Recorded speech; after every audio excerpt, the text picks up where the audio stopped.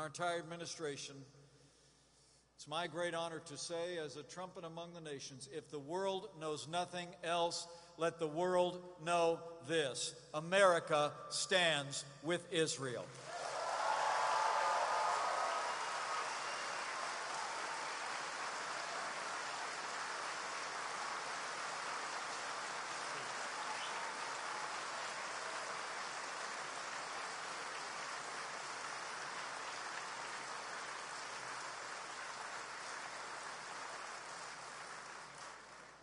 As I said before the Knesset in the first month of this year, I say again, we stand with Israel because her cause is our cause. Her values are our values, and her fight is our fight. We stand with Israel because we believe in right over wrong. We believe in good over evil, liberty over tyranny. We stand with Israel because support for the Jewish state is not a partisan issue, it is an American issue.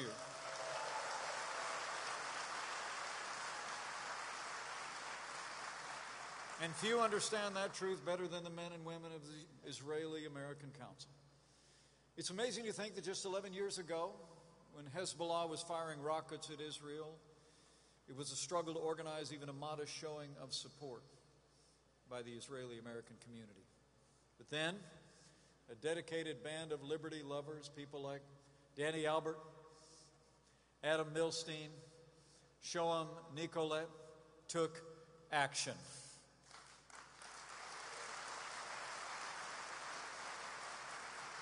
And began to engage the American Jewish community with the goal of building a coast-to-coast community with Israel in heart and in spirit. You began to organize, forming 20 chapters across America, and today, at 250,000 strong, you've done no small feat by building the largest Israeli-American organization in the world.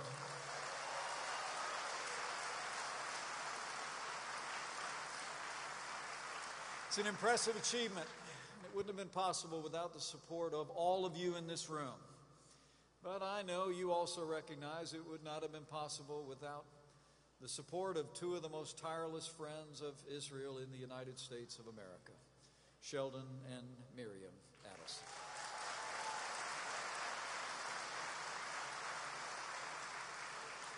There's much to be said about both of these leaders, but today I know Sheldon won't mind very much if I spend a little bit more time on his better half.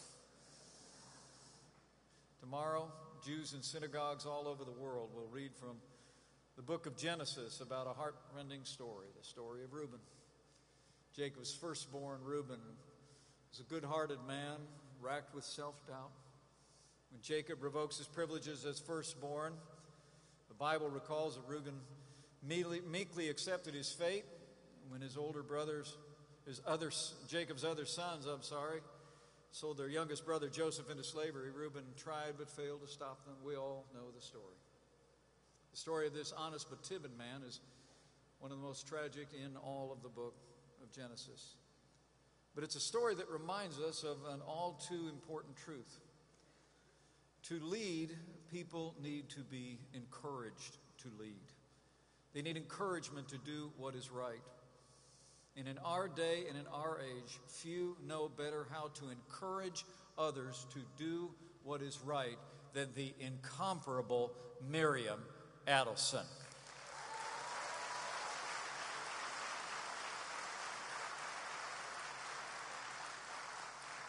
Miriam has proven that in everything she's done as a scientist, a physician, a philanthropist, and even now. Miriam Adelson leads by example every single day. She still sees patients struggling with addiction. She supports schools that teach our children American and Jewish values. And she still tears up whenever she hears those students sing Hatikva and recite the Pledge of Allegiance. And in recognition of all that she's done in philanthropy and medicine and in her tireless work to support America's most cherished ally, 2 weeks ago, President Donald Trump bestowed on Miriam Adelson the highest civilian award in the United States of America, the Presidential Medal of Freedom. And Miriam, I offer you my and our congratulations.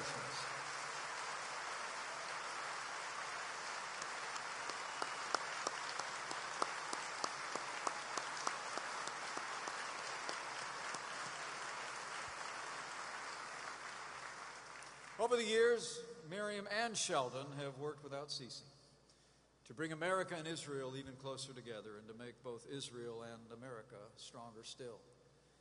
And it's our great privilege to call them friends. It's also a great privilege to serve with a man who has made the alliance between America and Israel stronger than ever before, President Donald Trump. You know,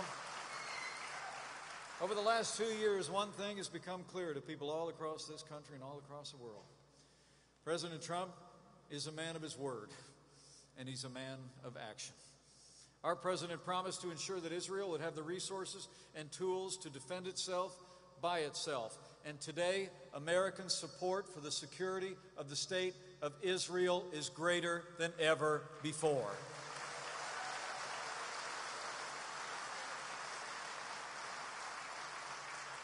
President Trump promised to stand with Israel against those who seek to destroy her. And earlier this year, President Trump took action to ensure that the Palestinian Authority won't get a dime of American support until it stops rewarding those who kill Israeli citizens. The Taylor Force Act is the law of the land.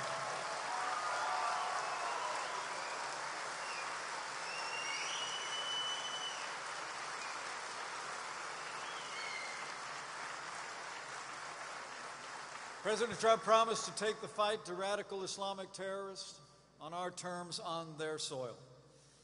Thanks to the courage of our armed forces and the leadership of this commander-in-chief, I'm pleased to report to my fellow Americans, ISIS is on the run, their caliphate has crumbled, and we will soon drive ISIS from the face of the earth.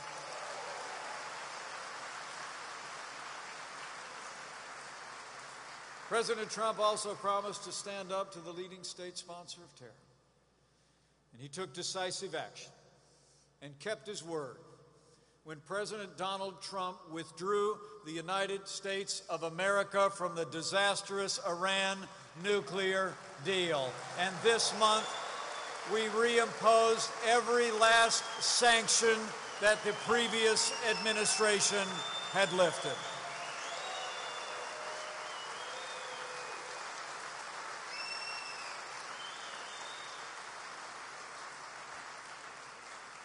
This president also promised to confront anti-Semitism on the world stage. And this summer, he directed our ambassador at the United Nations to withdraw the United States from the so-called Human Rights Council at the United Nations. We will no longer allow the UN to be a forum for invective against Israel.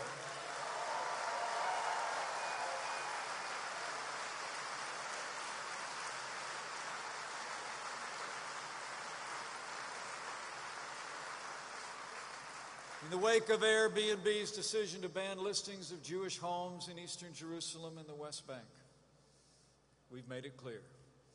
The boycott, divestment, and sanctions movement is wrong, and it has no place in the free enterprise of the United States of America.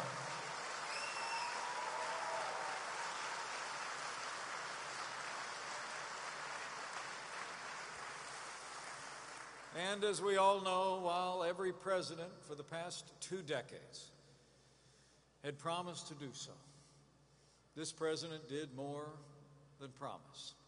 When 1 year ago next week, he delivered on that promise. And in May of this year, the United States of America opened our embassy in Jerusalem, the capital of the state of Israel.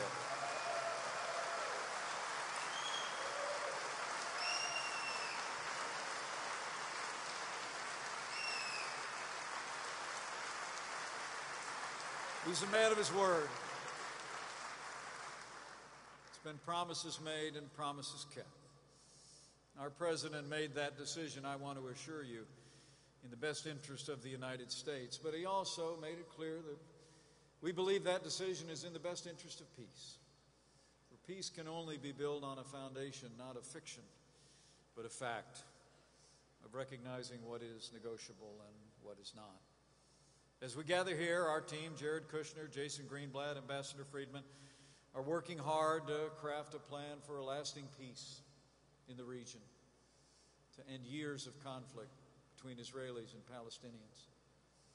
And while any peace will undoubtedly require compromise, you can be confident of this: the United States of America will never compromise the safety and security of the Jewish state of Israel.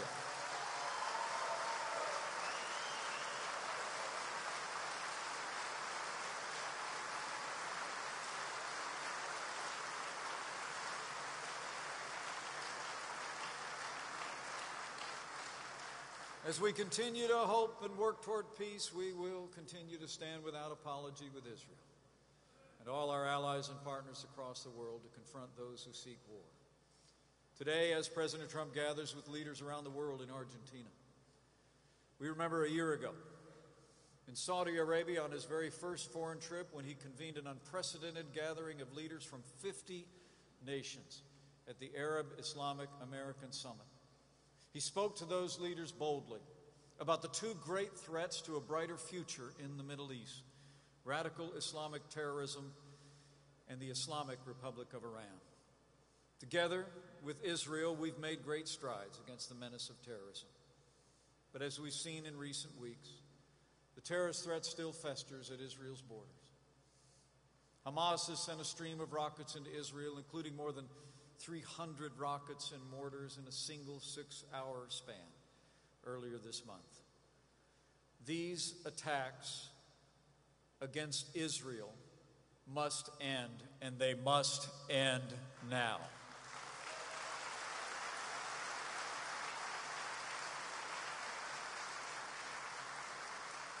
We recognize terrorists across the region, from Hamas to Hezbollah, are really, truth be told, nothing more than proxies of a vile regime.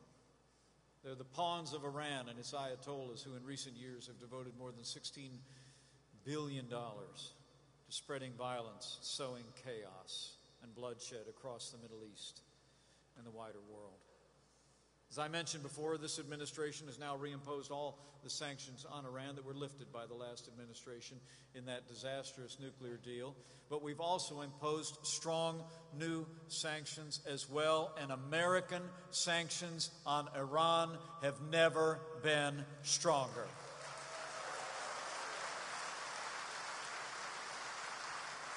As we speak, our actions are already cutting off the regime's ability to support its terrorist minions across the region on an increasing basis. And while Iran continues to pursue its evil aims, let me make a solemn promise to you, to Israel, and to the world. The United States of America will never allow Iran to obtain a nuclear weapon.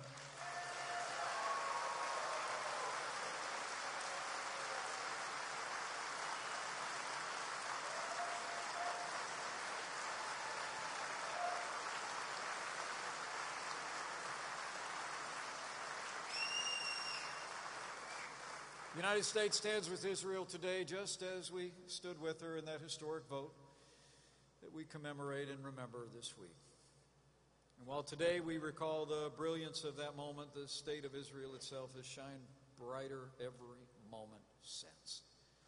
Surely it has been a miracle of contemporary history, even as the story of Israel is a miracle in the history of the world. Think about it. How unlikely was Israel's rebirth?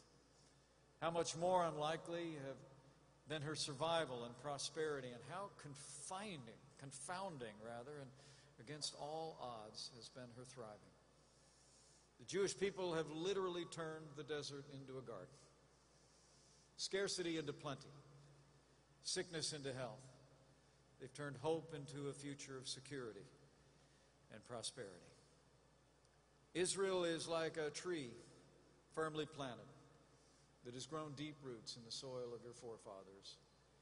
Yet as it grows, it reaches ever closer to the heavens. And today and every day, the Jewish state of Israel and all the Jewish people bear witness to God's faithfulness as well as their own. I've seen that faith across this country, from my home state of Indiana to this very gathering today. I see new signs of how the Jewish people have enriched this nation's life in extraordinary ways, and we celebrate and acknowledge that today. The Jewish people are one of the most vibrant threads in the American fabric, and that includes the more than 500,000 Israeli Americans who now call this land their home.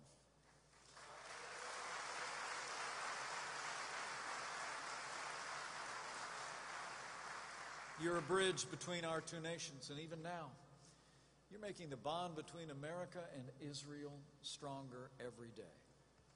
And just know today, you have a champion in President Donald Trump. And while you may have heard much that our administration has done to support and stand by our most cherished ally, I believe there may have been no better example of the President's love for the Jewish people and his leadership than the way this president responded in the wake of the brutal attack that took place at the Tree of Life Synagogue in Pittsburgh, Pennsylvania. It broke the heart, not just of that community, but of this nation. What happened that day was not just criminal, it was evil.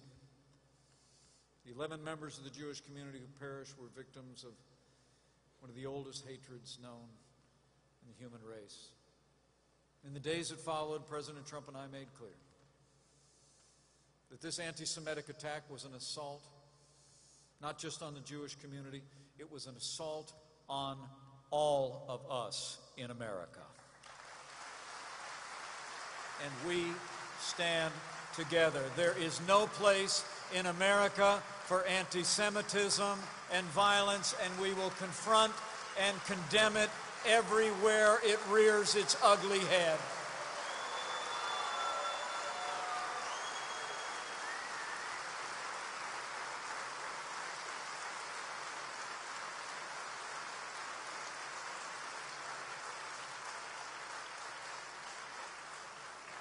As the President said that very day,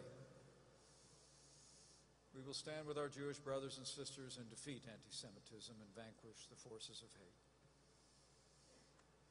That's what American leadership looks like.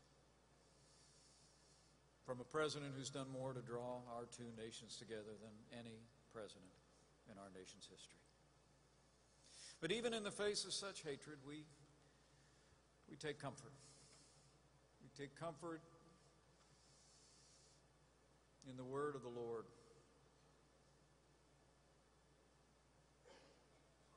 Writing, "For the evil have no future. The lamp of the wicked will be put out. And even in the darkest of times, we know the Almighty hears us and answers our prayers. Even in the midst of such tragedy, He offers His grace. He blesses our people. And I'm confident in the years ahead that the friendship between America and Israel will grow and flourish as never before.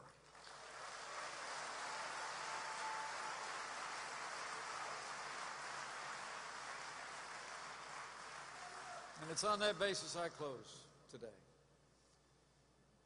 I close with promise of hope and the power of faith.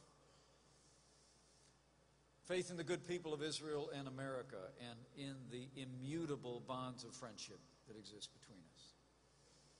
Faith in the ideals and the principles that both our nations hold dear.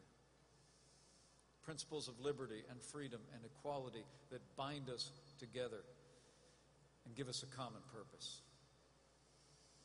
And finally, with that last kind of faith, faith that has ever bound the people of this country together from our nation's founding, people of every background and belief, the faith in Him who watches over us and guides us.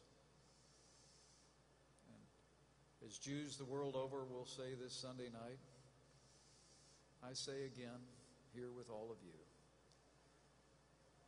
Shehekianu, V'ki amanu, V'higianu, Lazman How's that?